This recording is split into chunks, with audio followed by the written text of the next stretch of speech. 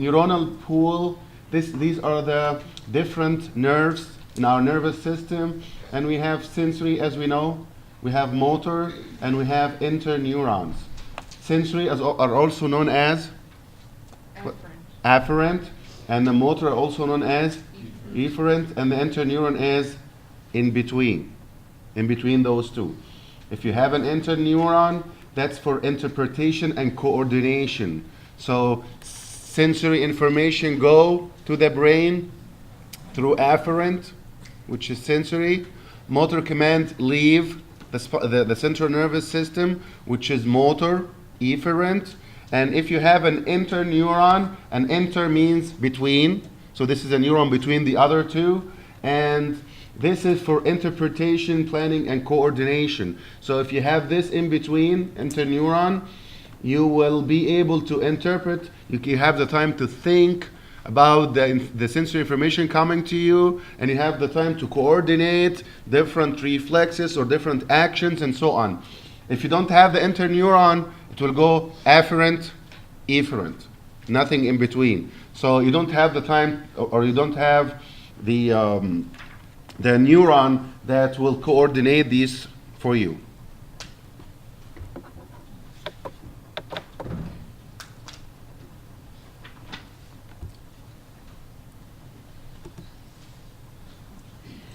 Generally speaking, the neural circuits can be divergent, meaning 1 give to 2, give to 3, so it's diverging, or converging, meaning it goes down, it tapers in.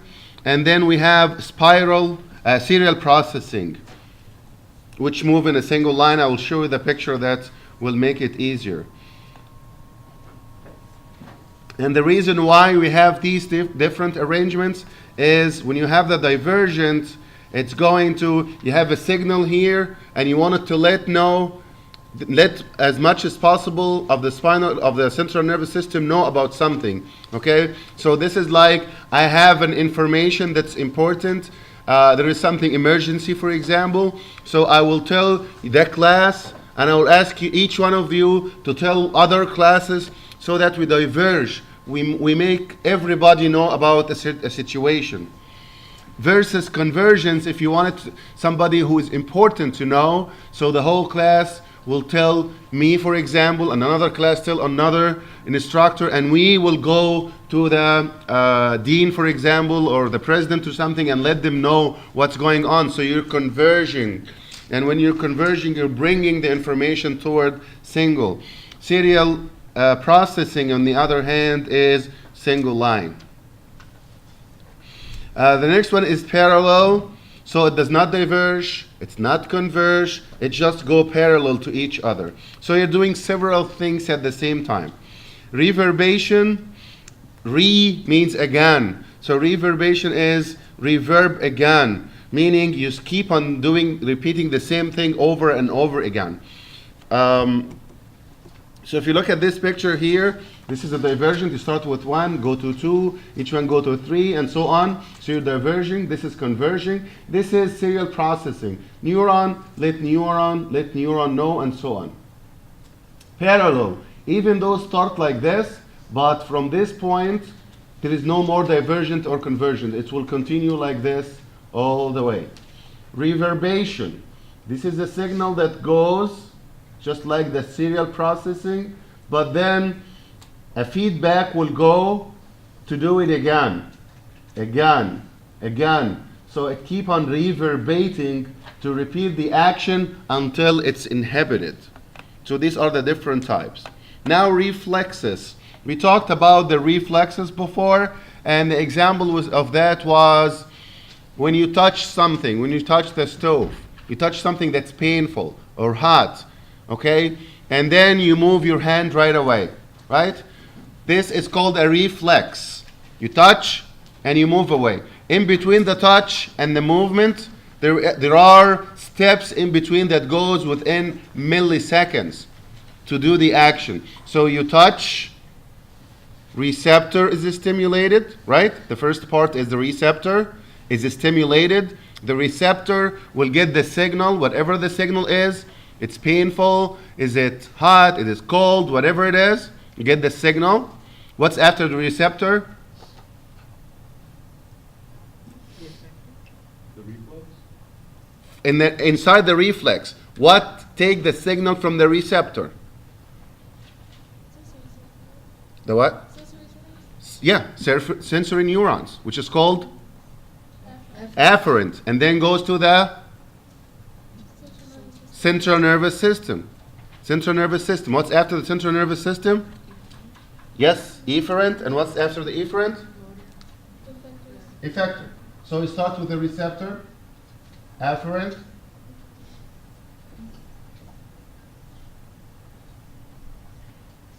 Right? You go here, and then the efferent will take it to the effector.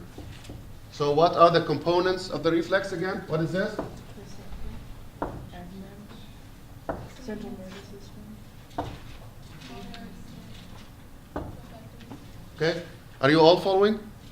What are the components of the reflex? Can we say it together? What's the first one?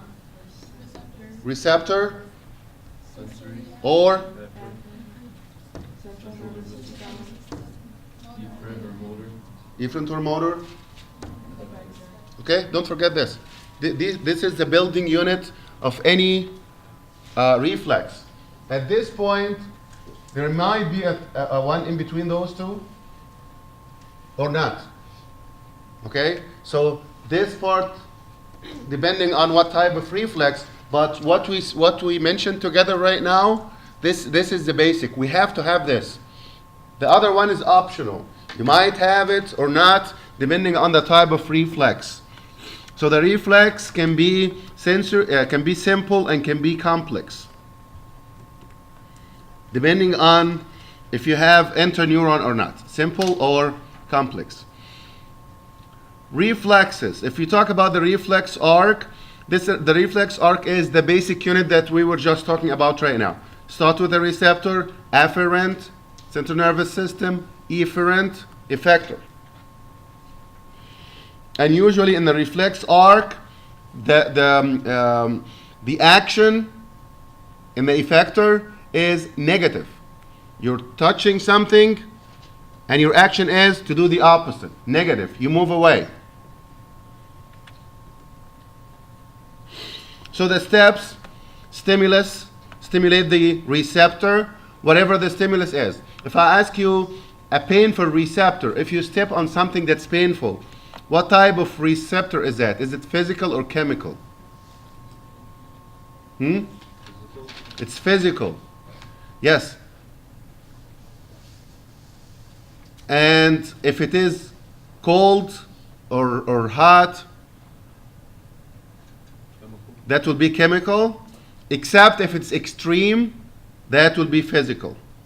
Then you activate the sensory information processing in the middle, then the motor, then the peripheral effector, and this is what we just talked about. So this is an example. You step on something that's painful. Receptor take it. Afferent. Here we have the interneuron. See this white? This is an interneuron. And then you go to the efferent. And then you go to this, the muscle, which is the effector, and then the response is usually the opposite. You move away, right? So this is the simple reflex arc, the simple neural reflex. And we see this. The white is the interneuron. Sometimes you don't have it. And this is the dorsal root, and the dorsal root carry sensory or motor? Sensory. Sensory. And the ventral root carry? Motor. And where do we have the ganglia? Dorsal or ventral? Dorsal. And what's the difference between ganglia and nucleus? Or nuclei? Ganglia and nuclei? Both of them are neural bodies. Both of them are neural bodies. Collection of neural bodies. If this collection is inside the central nervous system, you call it nucleus. If this collection of cell bodies is outside the central nervous system, meaning in the peripheral nervous system, you call it ganglia. Don't forget this. What I'm talking about right now, when I ask you, I'm refreshing your information about the basics. You cannot forget this, okay? So these are the simple things.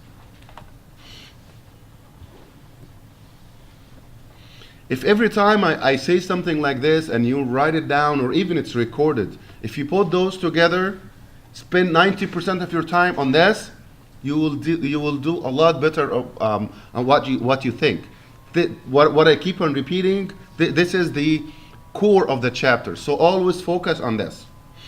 Okay, the classification of the reflexes. There are different ways to classify the reflexes. The first type is, when did the reflex started? Are you born with this reflex, or did you develop it later on, training, and you practice it until you acquired it? So is it innate? Is it acquired? Type of the response. How are you going to respond? Complexity. Is it simple or complex? Site of information processing. Do you process the information at the spinal cord, or do you process the information at the brain? What's processing of the information? Meaning, you receive the information, you think about it, you give a decision. Okay? Like in this case, sensory information go to the spinal cord, processing is the spinal cord, and then efferent go and you take an action. So the processing here is spinal cord. Sometimes you have to go up to the brain, let the brain know, and then go back and do the action. So the processing now is brain. So where the site of processing, what's processing again? Processing means when you receive the signal, the sensory information, you think about it, you develop an action or a motor command and send it. This is the processing, starting from receiving until you give an order or a motor command. So the first part is, are you born with this reflex, or this is something that you acquired later on? So if this is something that you're born with, this is called the innate reflex. And these are the basics. Everybody born with it. The acquired is something that you learn. You take some time until you develop it. The other thing is the motor response. How are you going to respond? All of them, any reflex, this is a reflex. Whatever we're talking about right now, this is a reflex. This is a building unit. Okay? We have different types, but it will always fit into this. So, motor response. Are you going to end up contracting a muscle, a skeletal muscle, or you're going to end up accelerating the heart, for example? What is your action? If your action is something in the skeletal muscles, you call this somatic. If this is something inside, you call it visceral or autonomic. Are we getting this? This is the second type of differentiation between reflexes. Motor response. How did you respond? Did you respond by contracting a muscle? In your skeletal muscles, any one of the muscles that you're doing that, are you doing the muscles in the lab now, or nervous system? Nervous system. Nervous system. The muscles that you finished, any one of these muscles, we did the skeletal muscles, we didn't do anything inside. If this is your reaction, if this is your motor response, you call it somatic. If you respond by something inside your body, inside your trunk, this is called visceral response. Now the complexity. The complexity, is it monosynaptic or polysynaptic? Monosynaptic means afferent, efferent. How many synapses here? What's the synapse? It's The space between the two. yeah, an end of one neuron, gap, start of another neuron. This is called synapse, right? Do you have one synapse, afferent, efferent, or afferent, interneuron, efferent, or afferent, interneuron, efferent? In this case, you have two. In this case, you have four Is it monosynaptic? One synapse? Yes. Afferent to efferent? Yes, this is monosynaptic. More than that, it's called polysynaptic. Okay? So if you have an interneuron, one or more, you call it polysynaptic. All right?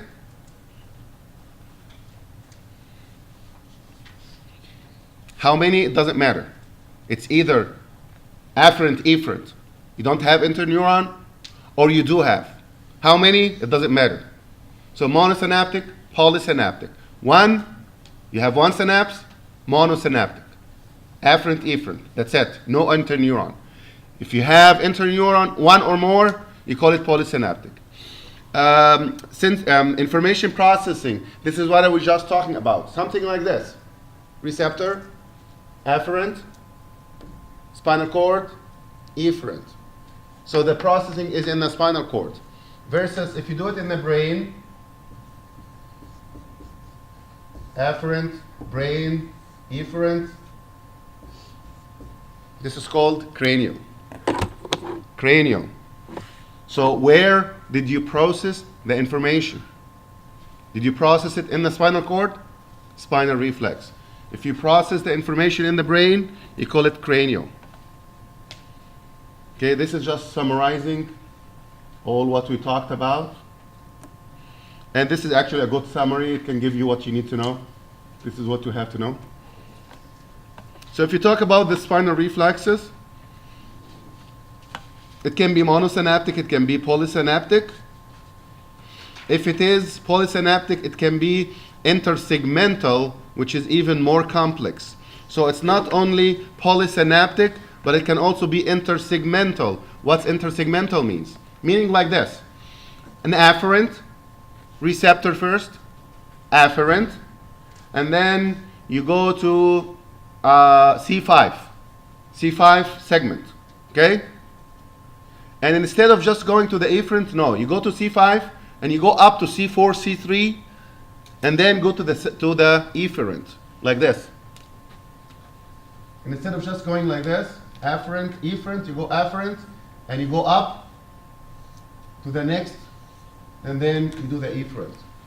Okay? So are you going to afferent, C2, efferent, or afferent, C2, C1, efferent? Is it intersegmental, meaning you're using more than one segment, or just one segment? Again, if it is monosynaptic, meaning monosynaptic, how many interneurons do you have? One. Are we following? Yeah, one. Monosynaptic. Monosynaptic, you have one interneuron? No, one. No interneurons. Yes, no interneurons. If you have one interneuron, you have two synapses, right? Are we following or not? If you have one interneuron, like this, how many synapses do you have? Two. Is it monosynaptic? No. Only if you don't have interneuron. This is what we call monosynaptic. And the example of that is stretch reflex. Stretch reflex. When you stretch your muscles, if you stretch your joints, something is going to stop you. And this is called the stretch reflex. And the stretch reflex is basically to protect your muscles from overstretching. And this is where the name came from, stretch reflex. Okay? Did you see the patellar reflex before? Like in the movies or at the doctor's office? Did you ever do neural investigation when you sit down and they get this hammer and yeah. So what's happening here is they are examining your stretch reflex. When they hit the patellar tendon, they are contracting the muscle and seeing if you're going to protect yourself or not. So this is going to actually stretch the muscle. And this is called stretch reflex. And this is an example of monosynaptic, and this is important. So what's the example of monosynaptic? Stretch reflex. Why do we have stretch reflex? To protect our muscles from overstretching. Is that clear? I'm pointing out to the important parts. This is more important, okay? Just to know what it is. Monosynaptic, like stretch reflex. And the receptor here is also important. It's called the muscle spindle. Okay? So monosynaptic, example, stretch reflex. Why do we have stretch reflex? Protect against overstretching of the muscles. What's the receptor? Muscle spindle. Like this. How many synapses do you have here?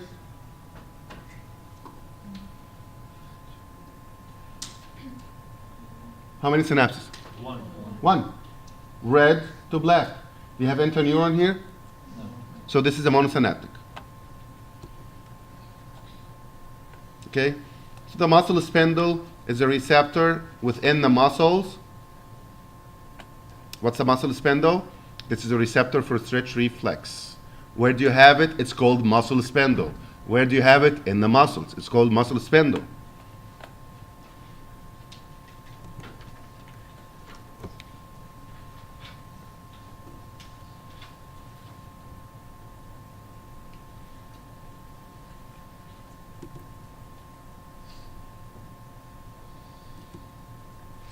This is how the muscle spindle looks like.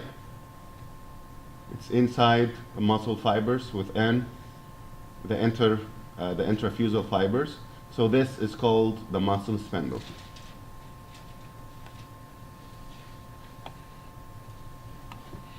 The spinal reflexes also include the postural reflexes. What are the postural reflexes? These are the reflexes that keep your posture. If you're standing up, how can you stand up? Why your muscles do not relax and why don't you fall down? How can you stay in the posture? When you sit down, you can stay sitting down for some time, keeping your position, not changing the position. This is called the postural. You're using the stretch reflex.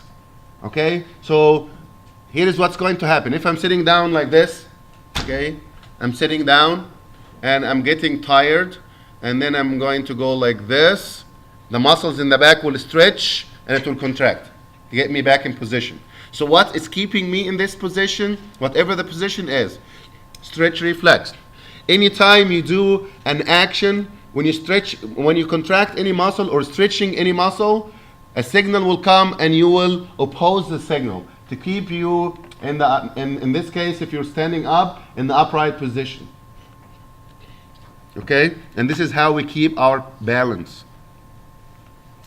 Polysynaptic, on the other hand, is more complicated. How many interneurons do we have? How many synapses do we have? Two or more. Two or more. And how many interneurons do we have? One or more. Even one. If you have one. If you have one, how many synapses do you have? Two. Is two poly or mono? Poly. It's poly. So even if you have one. Okay?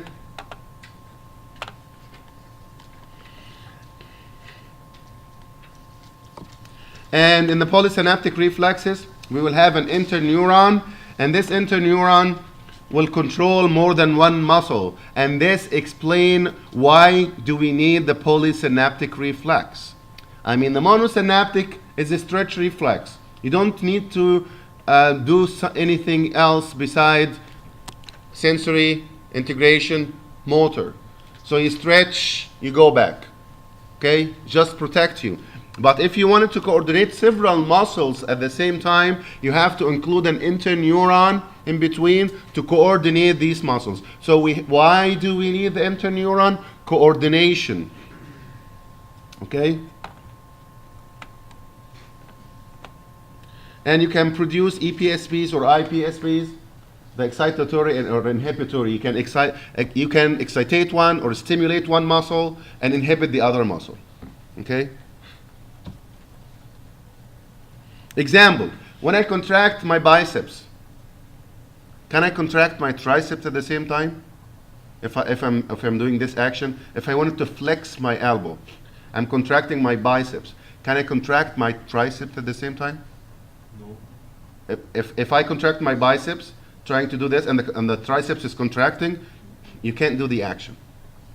So to complete this action, if I wanted to contract the biceps, you have to relax the tricep at the same time, right? You had an exam last week, I think, or something.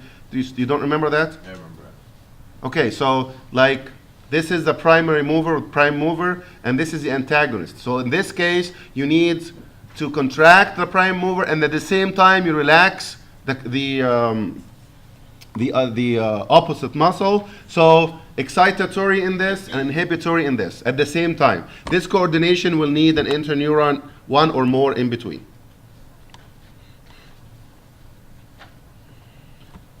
So tendon reflex, which is like the stretch reflex, and this is just protecting our muscles from stress or tension.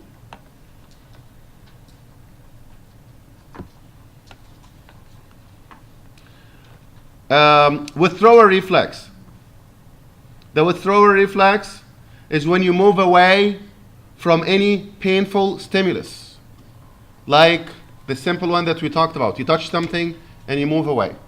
Okay? This is the example of that is flexor reflex. Flexor reflex. What's a flexor reflex? It's a reflex when you flex your joint to move away. Okay, like this. I touch something and then I flex. Okay? You flex your joints to move away from painful stimulus, and this is called the flexor reflex. So we got two reflexes, important, that we need to remember: stretch reflex and flexor reflex. Flexor reflex, like this one, and this is polysynaptic. Painful stimulus, afferent, interneuron, efferent. Okay, and why do we have an interneuron? Look at the interneuron now. Why do we have it? Here is an interneuron. If you go from afferent to efferent, you're going to one muscle. But in this case, you need to work on two muscles. One of them to stimulate the muscle, one of them contract, and the other one relax. Look at this. Here is the afferent. Go to the interneuron. And goes to the efferent, which is fine, but at the same time, another one will go to the opposing muscle to relax it. So this is a more complex action. You're not just contracting a muscle. You're contracting one and you're inhibiting the other one. So the spinal, the flexor reflex is polysynaptic. Okay? What was the stretch reflex?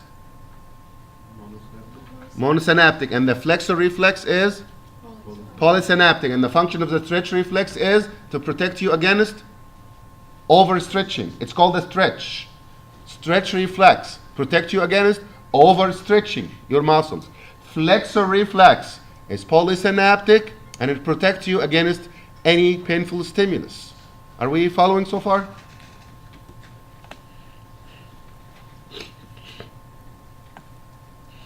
Reciprocal inhibition, this is what we were just talking about. Reciprocal inhibition. You are stimulating the biceps, in this case, like this. I'm touching something, I contract my biceps to move away, which is a flexor reflex, but at the same time, the opposing muscle will be inhibited. And this is called reciprocal inhibition. So what's a reciprocal inhibition? You contract the muscle and reciprocally inhibit the opposing muscle, the antagonist.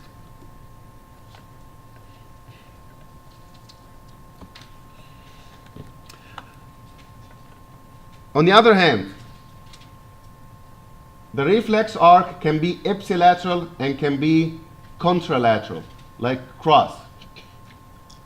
Meaning, ipsilateral is on the same side. Ipsi means same side. So ipsilateral means you have a stimulus in one side of the body and the action is the same side of the body. This is called ipsilateral. The crossed one, when you do the opposite. Okay? You have a stimulus on one side and you do the action on the other side.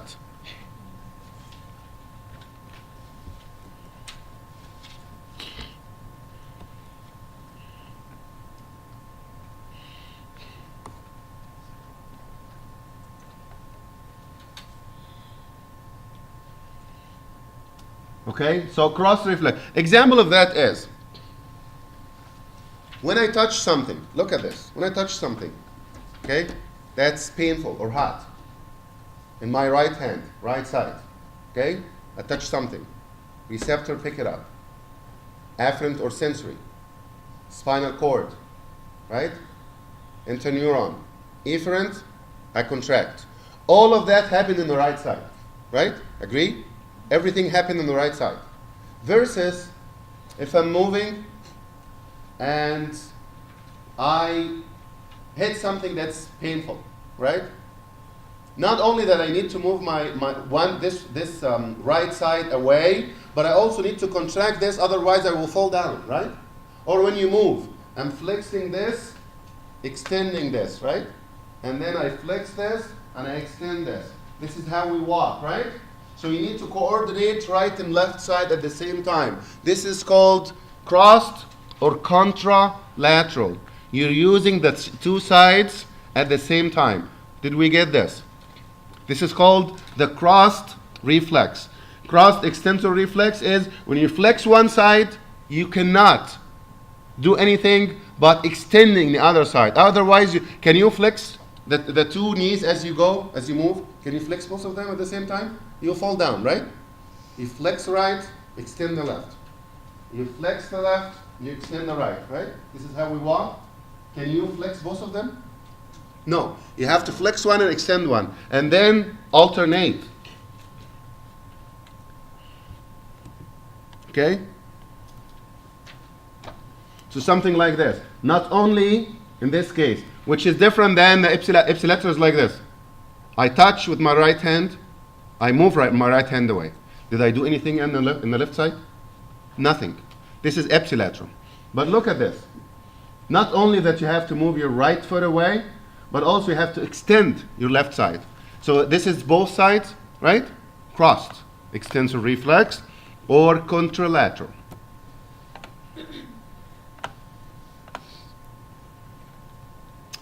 For polysynaptic, we use several neurons, and usually it's intersegmental. We use more than one segment, and usually there is reciprocal inhibition. So you stimulate one muscle, you contract one muscle, and you relax the opposing or the antagonist. Usually you have reverberating circuit, and here is the use of reverberating. When you contract muscle, for example, this. When I touch, I put my right foot on something, when I hit something that's painful, and then you move away, right? You can stay like this for a couple of seconds, right? Otherwise, you'll fall down like this. You move away, and then you stay like this. I have to stay extending for some time. This is reverberating, meaning contract, still contract, still contract, still contract. Okay, I'm fine now. Now you can relax, right? So this is reverberating, meaning not only you contract and that's it like this. I touch, contract, that's it. Contract, relax. But if you want to keep contracting for some time, this is reverberating. Okay? So I move one foot away and the other one contract, contract, not yet, reverberating until you step on the other foot. Now I can relax. Right? So this is reverberating. If you have any question, just raise your hand as we go. Okay? Otherwise, I'm assuming that we're following, right?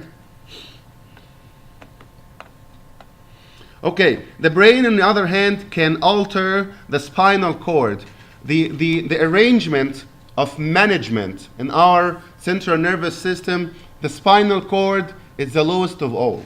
Like it just does the simple functions. Like the lowest type of administration, supervisor, let's say, supervisor.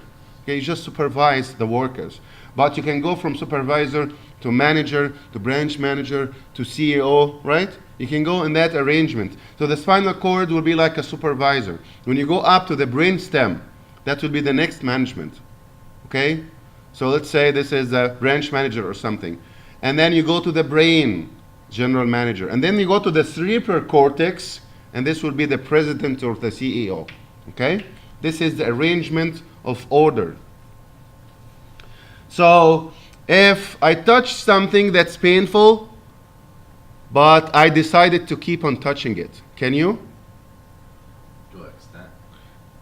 Yes. But what if it is not severely painful? If something a little bit painful, can you inhibit this reflex? I touch it, don't move, don't move, okay? Like, I'll give you a simple example. I'm gonna get a blood sample from you. Isn't it painful? Don't move. Can you inhibit your withdrawal reflex in this case? Yes. So you can, the brain can have, to an extent, like you said, if it is something that's extremely dangerous, maybe not, but to a good extent you have an alteration, or the brain can alter the spinal reflex. So I'm going to do an injection or something, it's painful, don't do the reflex, inhibit it. Can you? Yes, your brain can actually alter the reflex. It's not that automated.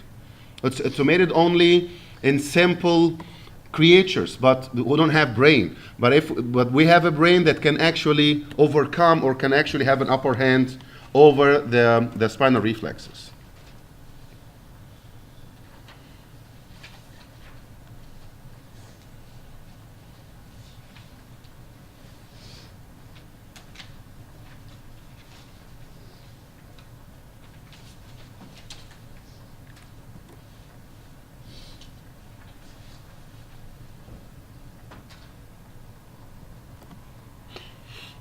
Okay, on the other hand, you can actually reinforce the spinal reflex. So you can inhibit the spinal reflex, and you can reinforce, make it even stronger by creating excitatory PSPs. Okay, and you can also inhibit by inhibitory. Now, we have a couple of reflexes that we need to talk about, just very simple. Babinski, and you have to remember these names. Babinski is the doctor or the scientist who discovered this reflex, and this reflex is a reflex that is in infants only. Okay? If any one of us go to the doctor and he tried the Babinski reflex and you are positive, you have a problem in your brain, because it should disappear after infancy. So this is something that's normal only during infancy. It should disappear after that. If you have it later on in life, you have a CNS problem, something damaged. And what's the Babinski reflex? I don't know if you ever see something like that before or not. This is part of checkup for the nervous system. They get the back of the hammer and they go like this. You go like this in your foot, exactly like this. Okay. And the action will be, the infants will do this. Of course, they don't even think about it because it's just a reflex. So if this is the foot of an infant and they go like this, they will move, okay, their toes away from each other and extend them. This is normal in infants, not in adults. Here it is. You do like this, and you see how the toe move away and extend it. This is a Babinski reflex.